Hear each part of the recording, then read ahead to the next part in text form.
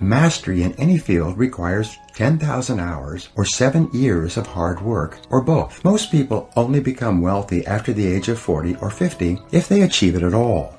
It takes them many years of hard work, continuous learning, and experience to develop an extensive enough repertoire of patterns so that they can recognize and take advantage of opportunities that appear to them.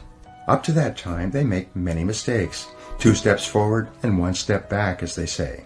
The foundation of self-confidence. The law of incremental improvement is your key to an unlimited future of success, prosperity, and self-confidence. It doesn't matter where you're starting from. All that matters is where you're going. As Theodore Roosevelt said, do what you can with what you have where you are. By applying the law of incremental improvement to yourself and your work, you can begin moving upward toward joining the great ones in your field.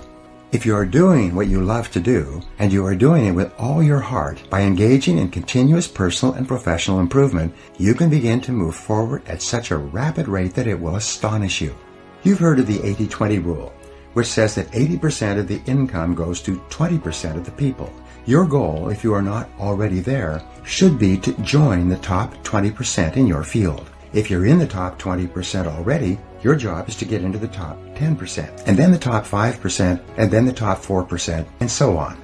Your goal should be to be the best. Your goal is to be recognized by those around you as outstanding in your field. Your goal must be to pay any price, overcome any obstacle, and make any effort necessary to become excellent in your chosen career. And in just a moment, I'll show you how. Moving to the top. There is one small problem that you need to deal with before you become one of the best in your field. Earlier in this book, I said that most of us grow up with feelings of inferiority and inadequacy because of low self-esteem and selling ourselves short. Many of us never even think about becoming excellent at our work.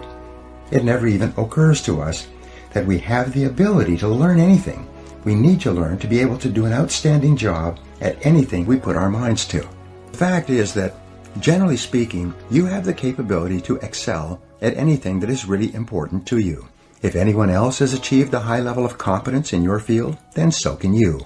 All you have to do is do the same things over and over until sooner or later you get the same results that they have. This is the law of cause and effect in action. When you practice this law in conjunction with the law of incremental improvement, you can move from wherever you are to wherever you want to be.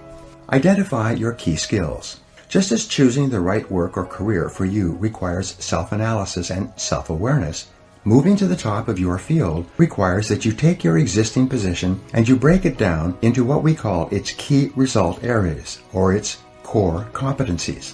In every job, and in every company for that matter, there are a few key skills, seldom more than 5 to 7, that determine the success or failure of the person in that job.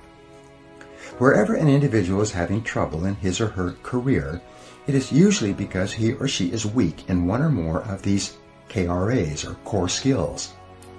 Wherever a person is successful, it turns out that they are strong in all of the key skills necessary for success in that job. And here's a key discovery. Your weakest important skill determines the height of your success in your work. You could be excellent at 6 out of 7 of your key result areas, but your weakness in the 7th area can hold you back for years. Analyze your skill levels. Your first job is to break your work down into its component parts, its basic skills, its basic key result areas, and then honestly analyze your level of competence in each one by giving yourself a grade on a scale of 1 to 10. For example, if you are in sales, your key result areas or core skills might be prospecting, establishing rapport, identifying problems accurately, presenting solutions, answering objections, closing the sale, and getting resales and referrals from satisfied customers. A weakness in any one of these areas could be fatal to your success and your income. If you're in business, your key result areas could be leadership and management, strategic planning, marketing and sales, staffing and delegating, financial controls and administration, and production and quality controls. Each situation may be slightly different, but the same concept applies. Success begins by analyzing the individual parts of your performance, and then by making a plan to become very good in each area. Deliberate practice. One of the most important breakthroughs in personal performance and career success is described in Jeffrey Colvin's top-selling book, Talent is Overrated. Colvin shows that most people start their careers with limited marketable skills and then develop from there. It turns out that those executives who got to the top early in their careers developed the habit of identifying the most important skill they could develop at that stage of their career. They would then dedicate themselves to mastering that skill, one skill at a time. Once they had developed a key skill, they would then identify the one skill that could help them to advance even further. Their entire career ladder consisted of mastering each key skill, one at a time, until the compound effect took over and they moved rapidly upwards in their jobs. Identify your key skill. A good exercise is to ask yourself, what is my limiting skill? What is it that I do or don't do that is determining the speed at which I succeed and move ahead in my job? What is the performance bottleneck or choke point in your work? What limits you or holds you back from getting to where you want to go? Sometimes taking the time to develop one limiting skill will put your entire career onto the fast track. A manager in one of my seminars asked me privately why it was that he was continually passed over for promotion at his engineering firm, even though his boss acknowledged that he did excellent work. I asked him about the qualities and activities of the highest paid engineers in the company. It turned out that they, along with accountants, architects, and many other professionals, were rainmakers. They had the ability to make presentations to clients and to sell them on the idea of giving work to their firm. He then told me that he was terrified of public speaking and any kind of selling. I told him that if he wanted to move up in his firm, he should take a course in public speaking, overcome his fears, and begin bringing in business to his company. A year later, I was giving another management seminar which he attended. He had taken my advice, joined Toastmasters, and taken a Dale Carnegie course, and had become a fluent and popular spokesman for his company. He had been promoted twice, his income was up 40%, and he was one of the most respected people in his firm. His whole life and career had been transformed by the development of a key skill.